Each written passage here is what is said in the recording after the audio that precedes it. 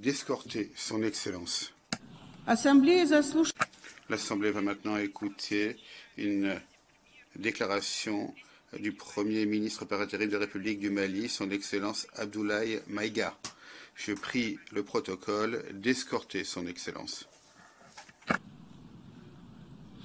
J'ai le plaisir de souhaiter la bienvenue au Premier ministre par intérim de la République du Mali, son Excellence Abdoulaye Maïga. Je l'invite à s'exprimer devant l'Assemblée.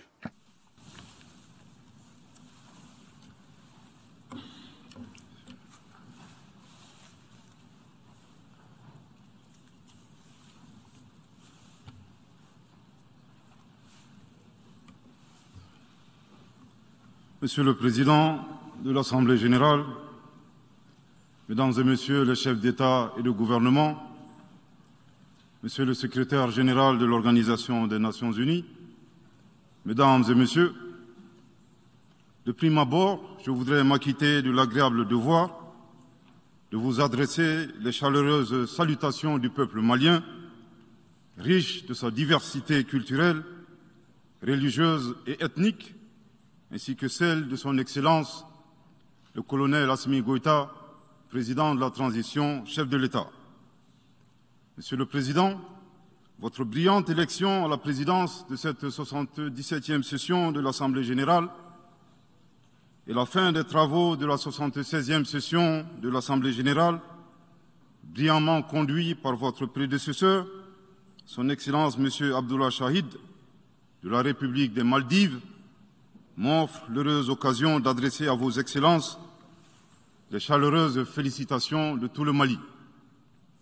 Enfin, permettez-moi de réitérer à notre secrétaire général, M. Antonio Guterres, notre haute appréciation des efforts louables qu'il continue de déployer pour la réalisation des nobles objectifs de notre organisation commune. Nous sommes convaincus que vous êtes un ami du Mali et du Sahel.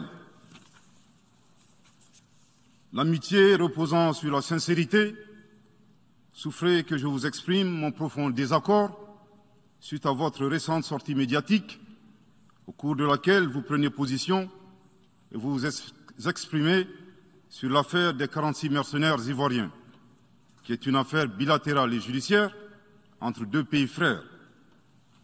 C'est évident que la qualification judiciaire des infractions liées à cette affaire ne relève pas des attributions du secrétaire général des Nations unies. Au Mali, notre administration ne travaille pas sur la base de l'oralité ni des déclarations par voie de presse. Par conséquent, nous nous en tenons scrupuleusement à la note verbale de la MINUSMA, la mission des Nations unies pour la stabilisation au Mali, référence MINUSMA bar PROT bar NV bar 226 bar 2022 du 22 juillet 2022, dans laquelle il ressort clairement qu'il n'existe pas de lien entre les 46 mercenaires et les Nations unies.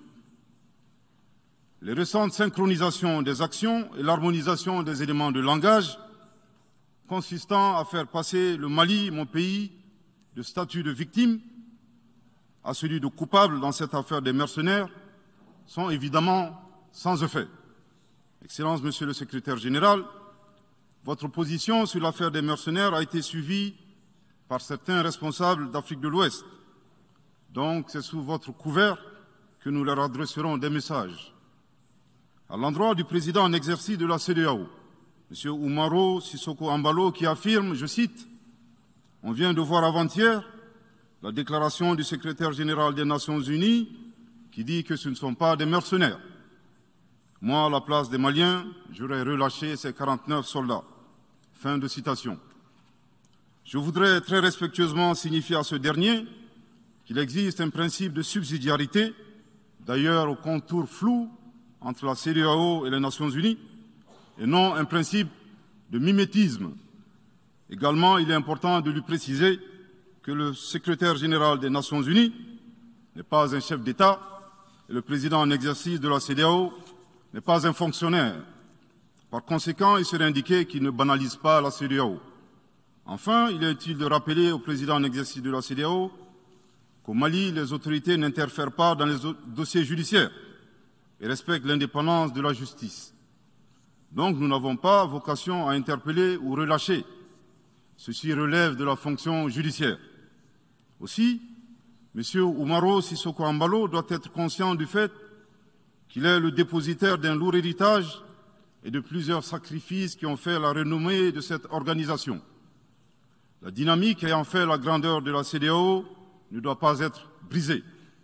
Par ailleurs, nous avons pris acte de la menace de sanctions proférées contre le Mali et loin d'être impressionnés par des sanctions, je voudrais signaler au président en exercice de la CEDEAO qu'à la fin de son mandat, les peuples ouest-africains le jugeront sur les efforts qu'il a fournis pour améliorer les conditions de vie des populations et non des shows médiatiques servant des agendas étrangers.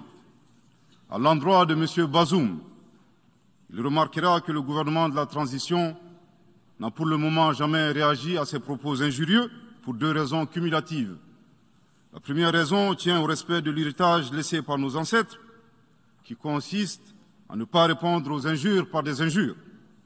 La seconde relève de l'identité de M. Bazoum, l'étranger qui se réclame du Niger. Nous savons que le peuple nigérien, frère du Mali, se distingue par des valeurs sociétales, culturelles et religieuses très riches. M. Bazoum n'est pas un Nigérien, son comportement nous le reconforte totalement dans notre constat. Excellence, Monsieur le Secrétaire général, le Mali tirera toutes les conséquences de droit de vos agissements. Devant Dieu et en leur âme et conscience, nous demandons à ceux qui refutent notre version d'indiquer s'ils accepteront que les militaires ayant dissimulé leurs identités en mettant sur leur passeport qu'ils sont peintres, maçons, etc., avec des armes débarquent dans leur aéroport sans que le pays de destination n'ait été au préalable informé et dans le dessein funeste de déstabiliser ce pays. S'ils ne l'acceptent pas en tant qu'État, si cela n'est pas possible à Lisbonne ou ailleurs, le Mali non plus ne l'acceptera pas en tant qu'État et ce ne sera pas non plus possible à Bamako ou dans une autre localité malienne.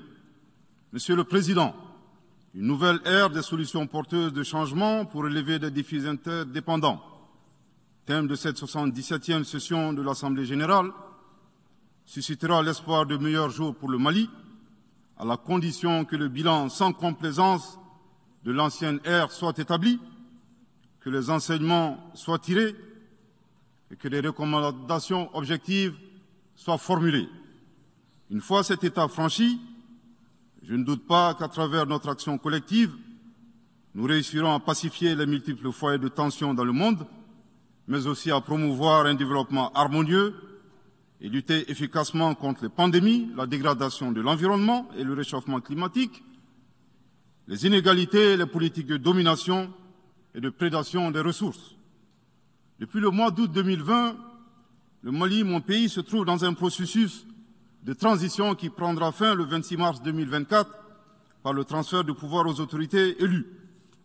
D'ici à cette échéance et conformément aux recommandations des Assises nationales de la refondation, les autorités de la transition se sont engagées dans 2 chronogrammes convenus avec la CEDEAO à faire des réformes politiques et institutionnelles avant d'organiser des élections dont l'objectif ultime est de refonder l'État malien, afin qu'il réponde aux aspirations profondes et légitimes de notre peuple à la paix, à la sécurité, à la bonne gouvernance, au développement et à la stabilité institutionnelle durable au Mali.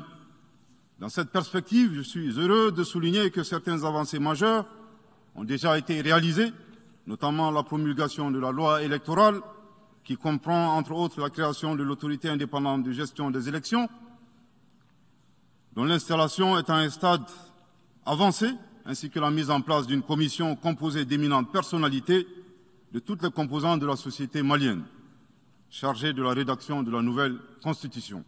Monsieur le Président, sur un autre plan, peu de gens savent que le Mali est le seul pays au monde dans lequel se superposent et se déroulent simultanément 4 types d'insécurité: le terrorisme, les conflits communautaires manipulés par les terroristes et leurs sponsors étatiques étrangers, la criminalité transnationale organisée et les actions violentes d'individus isolés.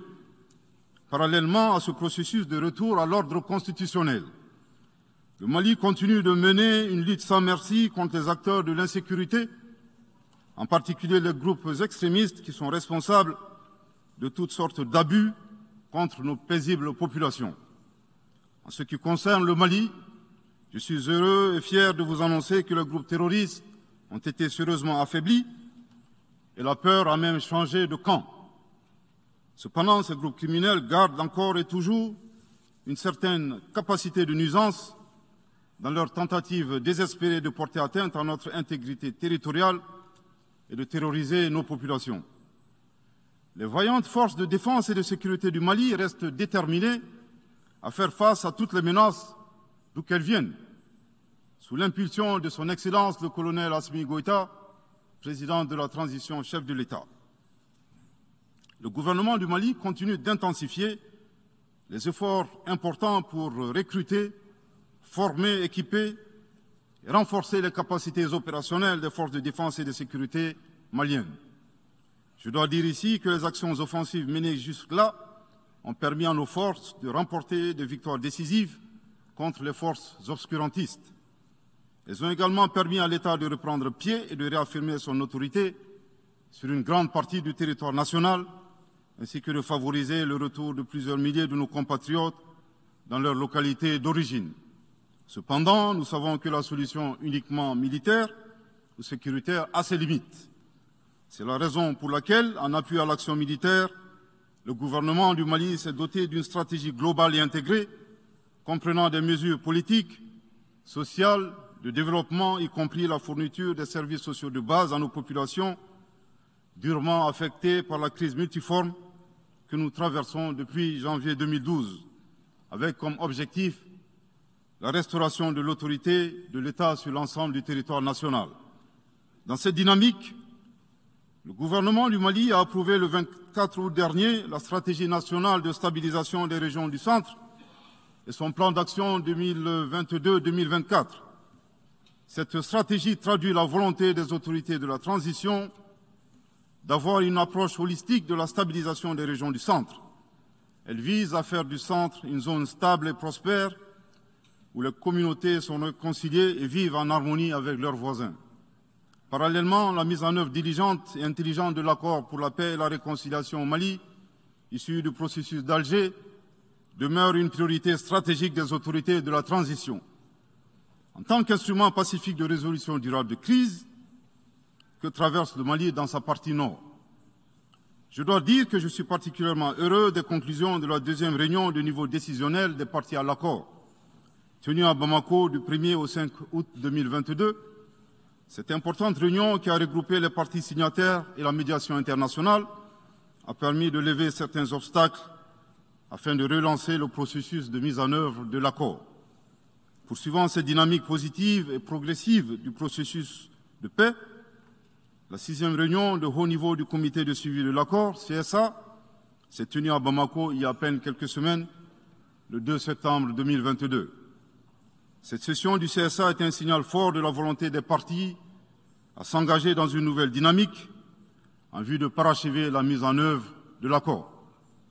Je réaffirme ici notre attachement à ce processus dont la réussite demeure l'une des conditions sine qua non de la stabilité durable du Mali.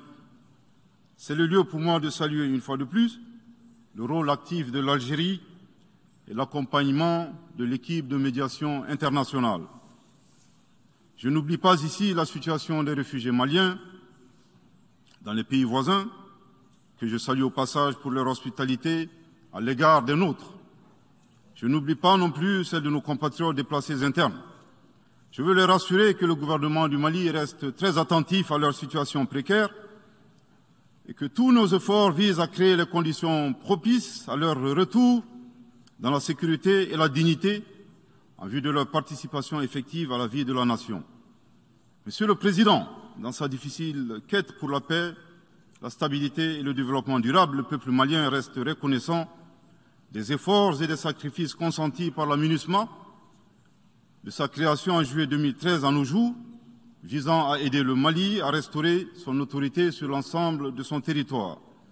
C'est pourquoi je tiens à rendre hommage au nom du peuple et du gouvernement malien à la mémoire de toutes les victimes maliennes comme étrangères, civiles comme militaires, tombées sur le champ d'honneur au Mali.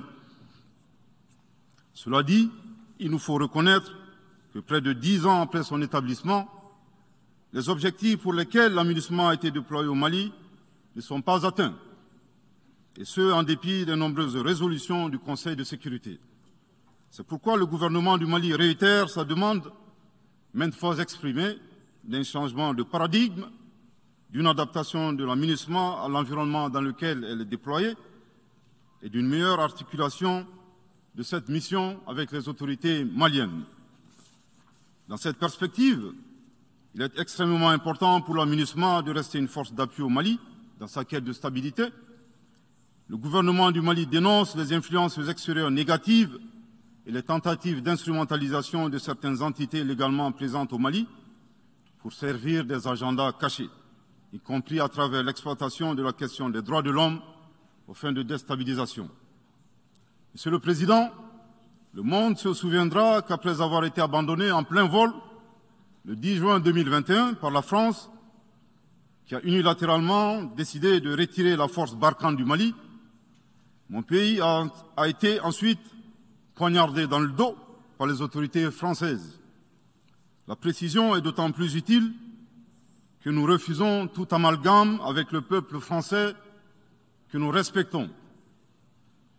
Les autorités françaises, profondément anti-françaises, pour avoir régné les valeurs morales universelles et trahi le lourd héritage humaniste des philosophes des Lumières, se sont transformées en une junte au service de l'obscurantisme. Je répète, les autorités françaises, profondément anti-françaises, pour avoir régné les valeurs morales universelles et trahi le lourd héritage humaniste des philosophes des Lumières, se sont transformées en une junte au service de l'obscurantisme. Je répète pour une dernière fois. Les autorités françaises, profondément anti-françaises, pour avoir régné les valeurs morales universelles et trahi le lourd héritage des philosophes des Lumières, se sont transformées en une junte au service de l'obscurantisme. Obscurantisme de la junte française nostalgique de pratiques néocoloniales, condescendantes, paternalistes et revanchardes, qui a commandité et prémédité des sanctions inédites, illégales, illégitimes et inhumaines de la CEDEAO et de l'UEMOA contre le Mali et mon pays. Après plus de 10 ans d'insécurité et en fait des milliers de morts, autant de réfugiés et de déplacés internes, n'est-ce pas un sacrilège de mettre une population malienne victime de l'insécurité dans un pays enclavé sous embargo pendant 7 mois, en procédant à la fermeture des frontières et la saisie des comptes financiers du Mali. Grâce à sa résilience et à la solidarité de pays amis et des peuples africains, le peuple malien a tenu et a déjoué les pronostics de ses adversaires. Obscurantisme de la junte française qui s'est rendue coupable d'instrumentalisation des différences ethniques, en oubliant si vite sa responsabilité dans le génocide contre les Tutsis au Rwanda, coupable également de tenter désespérément de diviser les Maliens, enfants d'une même famille. Enfin, obscurantisme de la junte française qui a violé l'espace aérien malien en y faisant voler des vecteurs aériens tels que des drones, des hélicoptères militaires et des avions de chasse plus d'une 50aine de fois, en apportant des renseignements, des armes et munitions aux groupes terroristes. Afin de se donner une bonne conscience, la junte française accuse le Mali de n'avoir pas été reconnaissant en se gargarisant de la mort regrettable de 59 soldats français au Mali lors de diverses opérations de lutte contre le terrorisme. À cette triste accusation, nous rappelons que dans la majorité des interventions d'officiels maliens et des cérémonies, nous rendons systématiquement un hommage à l'ensemble des victimes de l'insécurité au Mali, sans distinction de nationalité, donc y compris les 59 Français décédés. Aussi, nous les invitons à ne pas s'arrêter à si bon chemin et de remonter le temps, en passant par leur intervention en Libye, décriée par toute l'Afrique, sans oublier la participation forcée des milliers d'Africains à la Première et la Seconde Guerre mondiale, sans oublier la traite négrière qui explique le sort économique de beaucoup de pays. Combien d'Africains sont-ils morts pour la France et le monde libre dans lequel nous vivons? Monsieur le Président, eu égard à la gravité des faits commis par la junte française, le Mali, dans sa lettre en date du 15 août 2022, a demandé la tenue d'une réunion d'urgence du Conseil de sécurité des Nations Unies. Cette réunion a pour objet de permettre au Mali de présenter les éléments de preuve en sa possession, démontrant que l'armée française a agressé en de maintes reprises mon pays, en violant de manière répétitive et fréquente l'espace aérien malien, sans autorisation des autorités maliennes, et parfois en falsifiant des documents de vol. Plus grave, Monsieur le Président, le Mali sera en mesure de prouver que la junte française a fourni des renseignements et des armes à des groupes terroristes. Le gouvernement du Mali s'interroge sur les raisons qui poussent cet État membre du Conseil de sécurité, de surcroît assurant la présidence de cet organe, à faire obstacle au débat en vue de la manifestation de la vérité. Le monde doit être édifié sur les faits graves qui se sont déroulés au Mali et qui sont à la base de l'aggravation de l'insécurité et de la déstabilisation du Mali et du Sahel. Par la saisine du Conseil de sécurité, le gouvernement du Mali entend mettre cet important organe chargé à titre principal du maintien de la paix et de la sécurité internationale face à ses responsabilités et dénoncer les agissements de la junte française contre mon pays. Ces actes hostiles sont incompatibles avec la Charte des Nations Unies et son statut de membre permanent.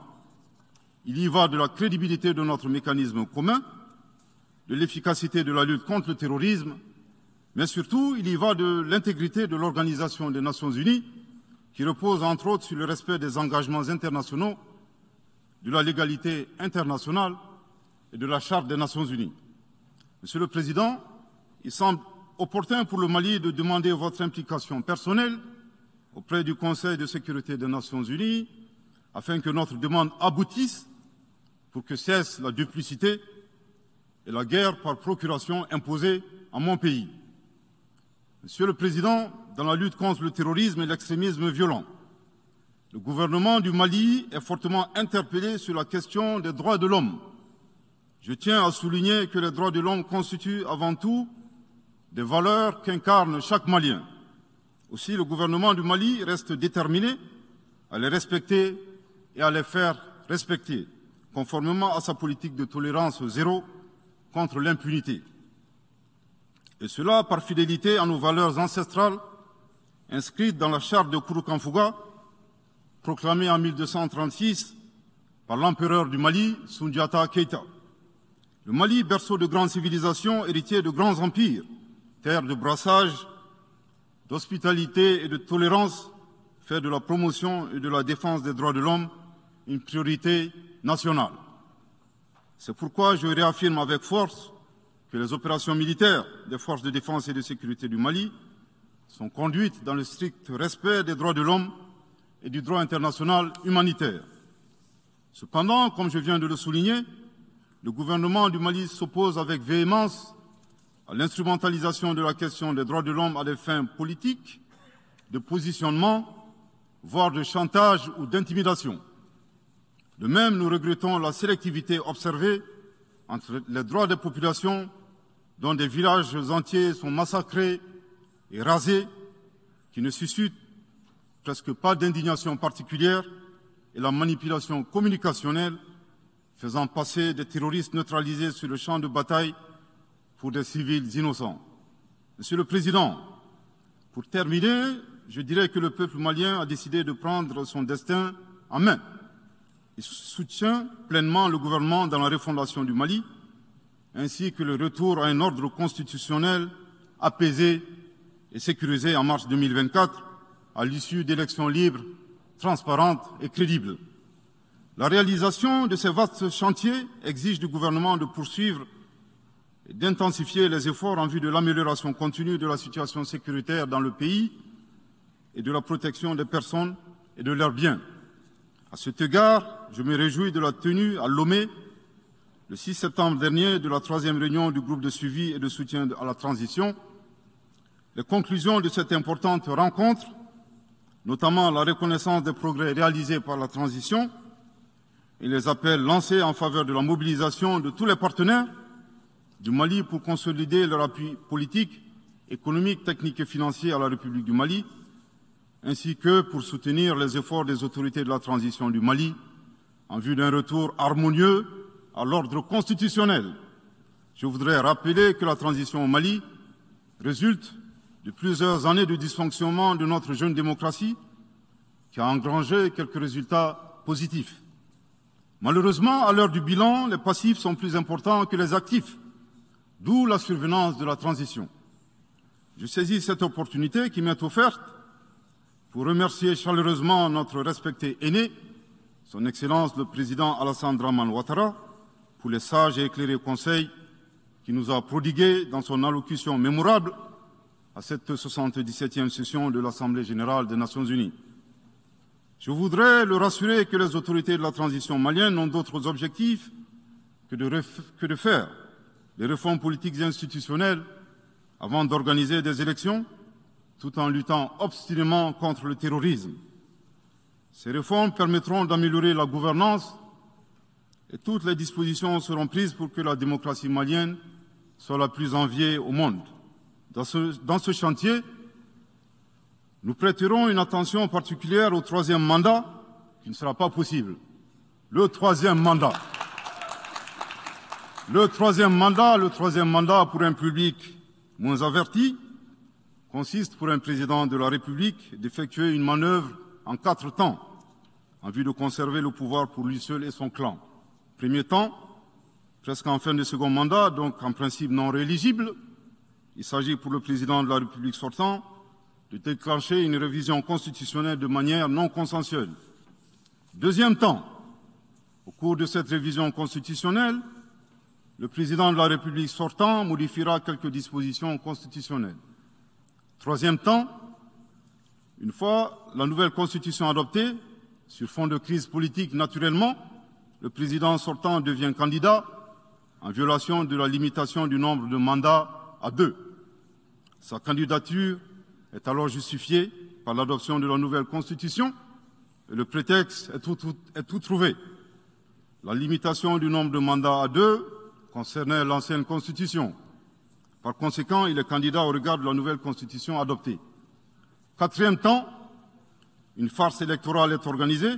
Forcément, il remporte les élections et s'ensuit une chasse impitoyable aux opposants politiques, dont certains sont arrêtés, d'autres s'exilent et d'autres assassinés. Les allégeances sont obtenues grâce au pouvoir de l'argent, le clientélisme et les intimidations. Dans un langage plus simplifié et en référence à une métaphore footballistique, le 3e mandat est une magie. C'est l'art de se dribbler soi-même tout en gardant le ballon.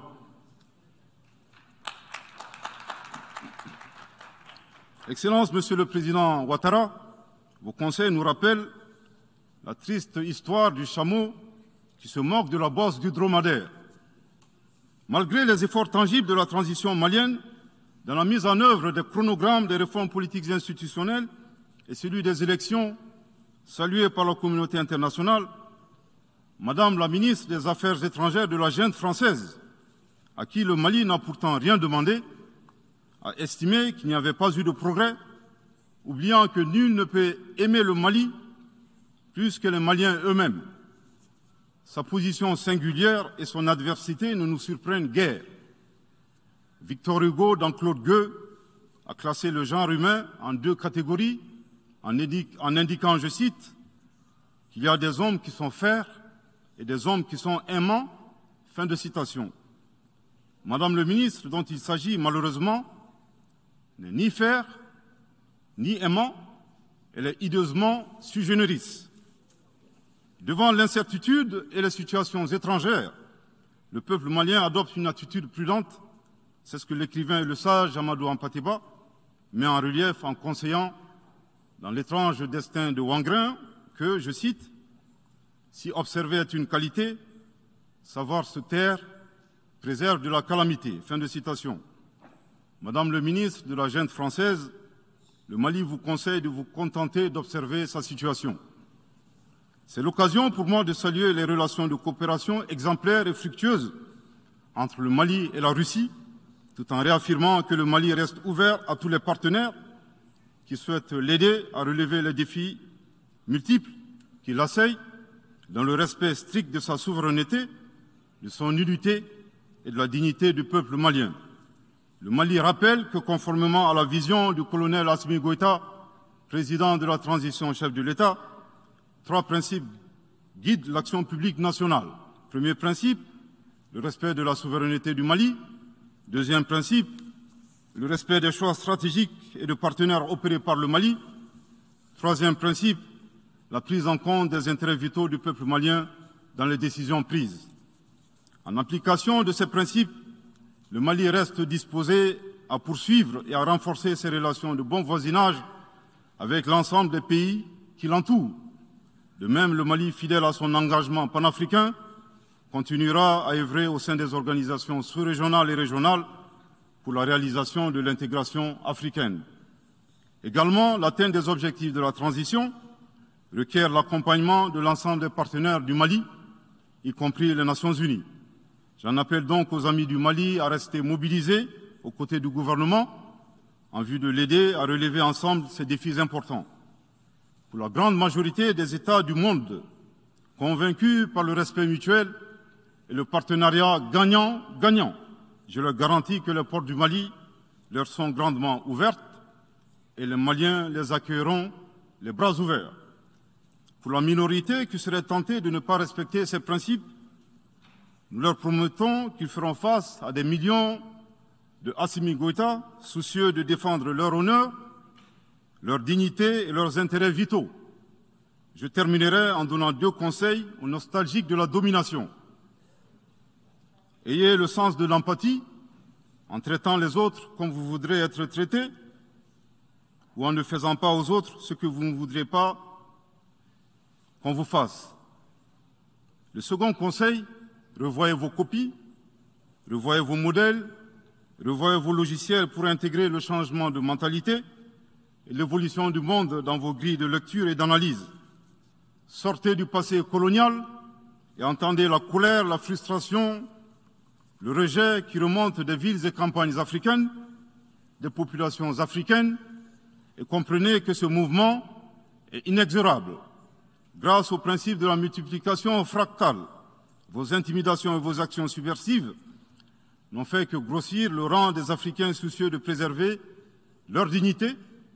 S'il n'était qu'une centaine aux indépendances, aujourd'hui nous sommes des millions, et demain, tant que les paradigmes inégalitaires demeureront, nous serons des milliards. Le Mali et son peuple ne seront pas des spectateurs face aux assauts et l'adversité. Pour chaque mot employé de travers, nous réagirons par réciprocité. Pour chaque balle tirée contre nous, nous réagirons par réciprocité.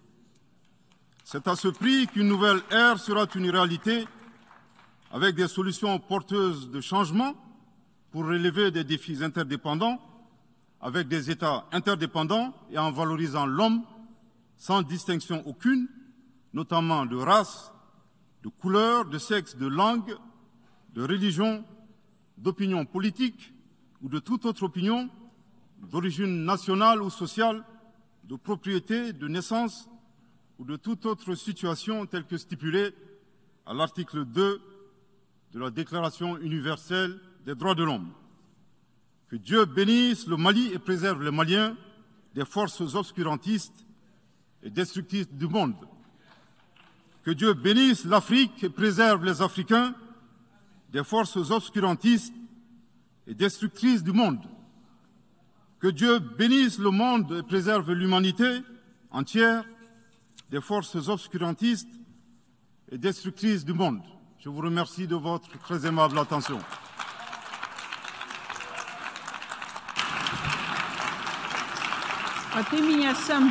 Au nom de l'Assemblée générale, permettez-moi de remercier le Premier ministre par intérim de l'Excellence du Mali pour la déclaration qu'il vient de faire. Je prie le protocole d'escorter Son Excellence. L'Assemblée va maintenant écouter la déclaration du Premier ministre et ministre de la Sécurité nationale, des Affaires juridiques et de l'Information de Saint-Vincent et les Grenadines, Son Excellence Ralph Gonsalves. Je prie le protocole d'escorter Son Excellence.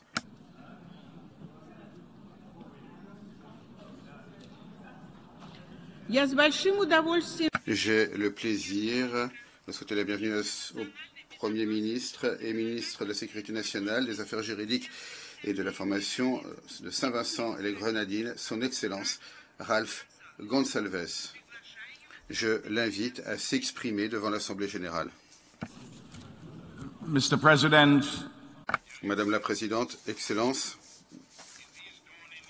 en ces premières années de la troisième décennie du XXIe siècle, malgré les progrès, un immense potentiel de nouvelles avancées des civilisations du monde, la condition humaine est secouée majoritairement par les bouleversements mondiaux, les convulsions, les dislocations et les plus graves incertitudes concernant l'avenir. Les particularités qui ont produit de manière intriquée ce malaise, ce tumulte qui nous assaille sont bien connus. Ici, nous pouvons dire ceux qui sont centraux et urgents. Un changement climatique produit par l'homme, irresponsable et dangereux. Un système économique et commercial dominant, inondé de contradictions antagonistes, qui a apporté des fardeaux inacceptables pour les pauvres et les faibles d'un côté, et d'un autre côté, profite abondamment aux riches et aux forts. Des conflits qui ne sont pas nécessaires et qui sont mal avisés, des guerres déclarées comme non déclarées qui pervertissent les normes et préceptes établis du droit international et contribuent aux difficultés économiques et aux immenses souffrances de par le monde. Des crises de santé publique évitables, y compris des pandémies, et les ripostes inégales et inadaptées, et les dangereuses vanités, les glorioles illusoires et l'hubris des hommes et des femmes au pouvoir, en particulier dans les centres mondiaux de l'impérialisme et dans les chancelleries de ceux qui sont ivres de la quête d'hégémonie. Monsieur le Président, partout dans le monde, les visages des hommes et des femmes ordinaires sont tendus et anxieux. Et d'ailleurs, l'on constate de plus en plus un sentiment de désespoir. À ce stade, historiquement, les civilisations sont soit sombrées dans le barbarisme d'une sorte ou d'une autre, ou bien elles ont accepté la nécessité d'espérer à nouveau, de faire leur un nouvel espoir, ainsi que l'amour de l'humanité et une foi concrétisée en actes. Le temps est venu de faire nôtre un nouvel espoir. Cette aspiration existentielle de l'esprit et de l'âme humaine va au-delà de la simple amélioration de nos circonstances actuelles. Cette situation exige des réformes structurelles et fondamentales et une nouvelle manière de penser. Sans un nouvel espoir, c'est la profanation de notre avenir qui nous attend. De nouvelles idées représentent le socle d'un nouvel espoir.